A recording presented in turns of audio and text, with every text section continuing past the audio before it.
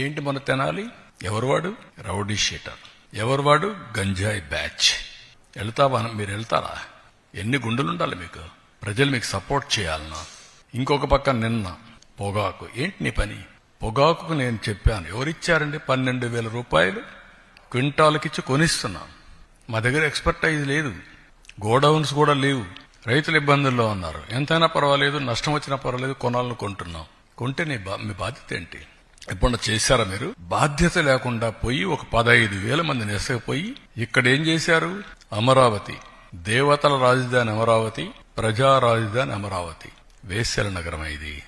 ఎంత కొవ్వెక్కుందండి మీకు? ఇంకా సమర్థించుకుంటారా మీరు? మీరు అడిగిన క్వశ్చన్ చెప్తున్నా. Can you answer?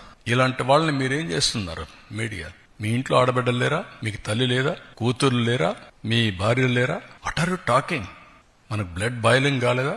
ఇలాంటి వాళ్ళు నిన్న దాన్ని డైవర్ట్ చేయడానికి పోయి గొడవ చేస్తారా మీరు?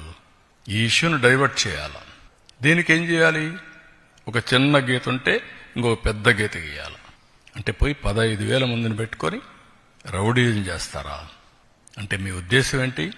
నేరస్తులు రాజకీయ ముసుగులో చేస్తున్నారు కాబట్టి మాట్లాడితే రాజకీయ నాయకులపైన యాక్షన్ ఎవరి మీద తీసుకోవాలి?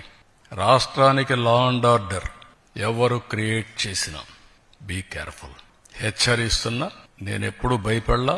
తీవ్రవాదులపైన పోరాడినప్పుడు గాని, ముఠా నాయకులపైన పోరాడినప్పుడు గాని, కమ్యూనల్ వైలెన్స్ ని అణిచివేసినప్పుడు గాని ఒకటే ధ్యేయం, public safety. Public safety, no compromise. ఈ విషయం గుర్తుపెట్టుకోవాల్సిందిగా ప్రతి ఒక్కరిని హెచ్చరిస్తున్నా. గట్టిగా కూడా చెప్తున్నా. ఎన్నోసార్లు చెప్పా, చేసి చూపిస్తా.